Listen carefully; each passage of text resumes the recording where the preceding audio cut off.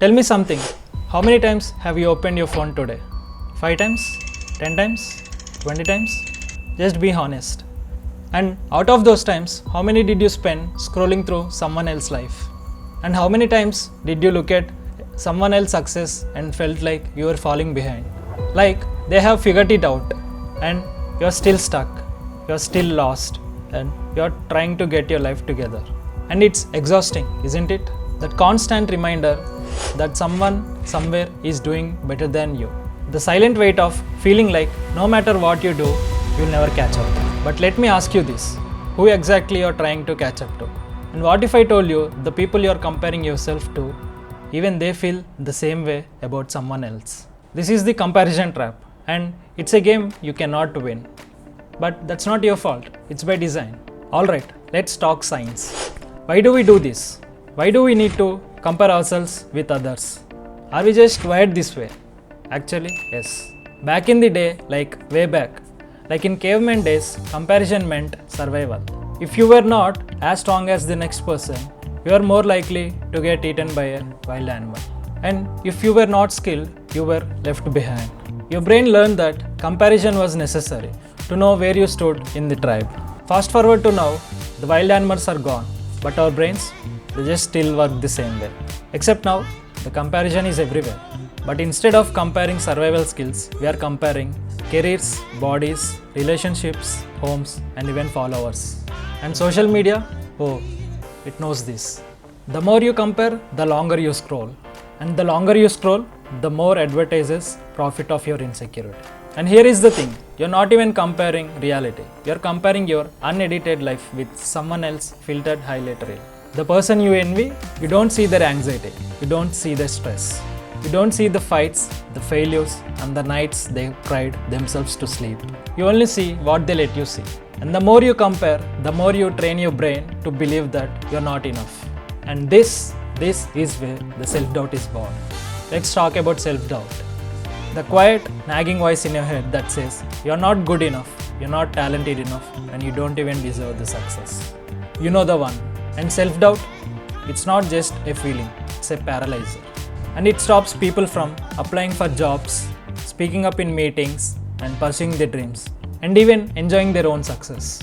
Because no matter how much you achieve, that voice still says you're not good enough. Think about this. How many brilliant ideas have never been shared because someone was too afraid of judgment? How many people never started something amazing because they believed they were not good enough? How many times have you held yourself back because of the voice in your own head? Here is the truth. Self-doubt is a liar, and if you listen to it long enough, it will bury you alive. And the only way to break free is you have to challenge it. Alright, now we know why we compare and why self-doubt feels so real. But here is the best part. It doesn't have to control you. You're not stuck. You're not behind. You just need to rewire the way you see yourself. And here is the 3-step plan to escape from the comparison trap and beat the self-doubt. Step 1. Unfollow the noise. If someone's content makes you feel bad, just mute them. You don't owe anyone your mental peace. You don't need to see that fitness influences morning app check if it ruins your confidence. You don't need to watch your ex-classmate's perfect relationship if that makes you feel like you're failing. Curate your digital space. Make it a place that fuels your growth, not your insecurity. And step 2 is to shift from comparison to inspiration. And here is the thing, it's not bad to admire someone, but the question is, are you using their success to fuel you or shame you? If you see someone winning and think, why can't I be like them? Just flip it. Ask yourself, what can I learn from them? Instead of letting their journey makes you feel small, and let it show you what is possible. And step 3 is self-doubt journaling, which is a game changer. And here is what you do. Every time you listen to that voice in your head saying, I'm not good enough, don't just let it sit there. Write it down and challenge it. Why does this work?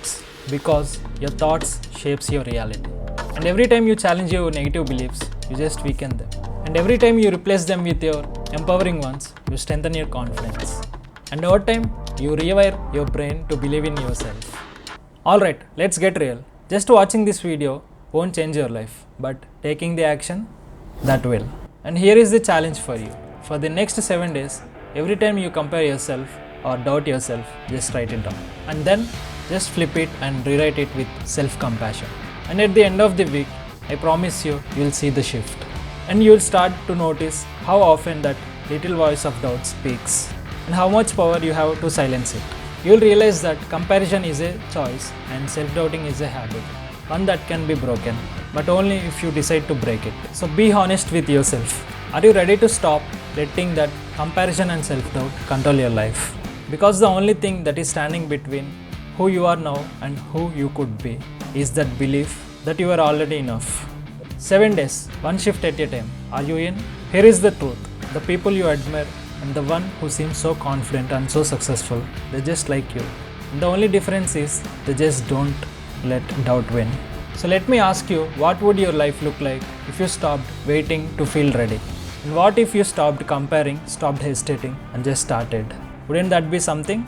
If this hits home for you, just drop I am enough in the comments. Let's make it real and let's make it loud.